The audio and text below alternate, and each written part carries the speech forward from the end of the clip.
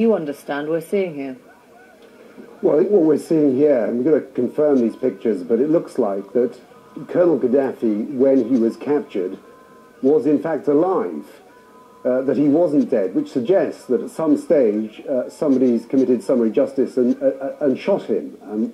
We've still got to confirm these pictures, but there are pictures out there which suggest that Colonel Gaddafi was alive when he was first captured, which makes it a bit more difficult, really, for the West, for London, for Washington, who, of course, would want to give credit to these forces for capturing Colonel Gaddafi. If summary justice was carried out, it makes it harder to give that credit. You know, why didn't he stand trial?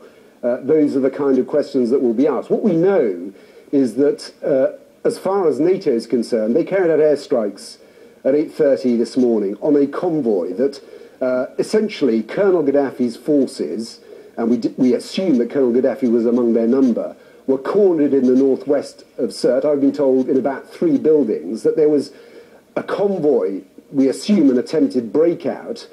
NATO warplanes targeted 2 specific vehicles which they said were armed, and they said they carried out those airstrikes to protect civilians. We understand then that convoy split, it splintered, and that may explain why it was a number of hours later before Colonel Gaddafi himself was found in that sewage pipe or that water pipe that we've seen. Does it shed any light on whether, it was a question I just put to the Foreign Secretary who wasn't able to confirm it, whether there was intelligence pass between NATO and the rebels? It doesn't, and NATO is certainly not saying that there was direct linkage between the strikes on that convoy and Colonel Gaddafi's death. We don't know whether Colonel Gaddafi, for example, was in that convoy for sure. I think the suspicion is that he was.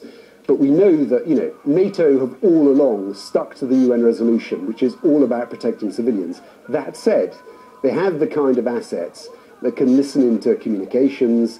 They have an idea of where his forces are, and, you know, they may not know where, or may not have known where he was, but I think they'd have had a pretty good idea. So I think, you know, they had intelligence, and certainly there has been communication between the kind of assets that NATO has and those on the ground. So really, the fact that they were still making these strikes so close suggests they never had any doubt that he was actually in Sirte all the time.